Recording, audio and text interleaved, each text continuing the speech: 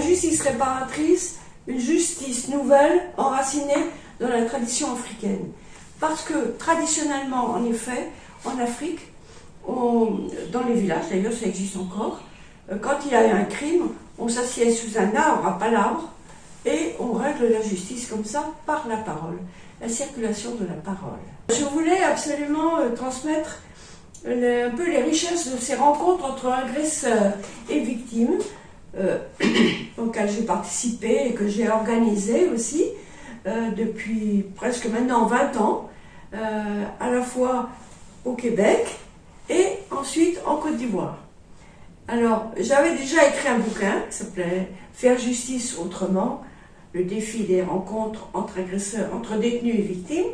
Mais là, j'ai trouvé que ça serait important d'en faire un guide pédagogique, c'est-à-dire de dire aux gens qui ont l'intention de faire des rencontres semblables, d'avoir un peu le déroulement. La justice réparatrice, c'est une autre forme de justice.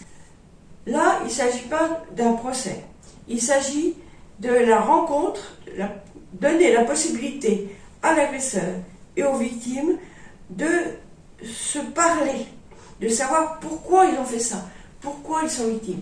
Et c'est cette circulation de la parole qui fait que c'est extrêmement libérateur pour les victimes et que ça permet à des agresseurs de prendre conscience de l'impact de leurs actes sur les victimes. Je l'ai pratiqué au Québec avec des pères incestueux et des victimes d'inceste. Et j'ai encore un qui m'écrit en me disant « Tu sais, maintenant c'est moi qui témoigne de ce que la justice réparatrice m'a apporté. » C'est un père incestueux. Et je peux dire tout le mal que j'ai fait à mes petites filles, je m'en rends compte. Et ça, c'est formidable quand même.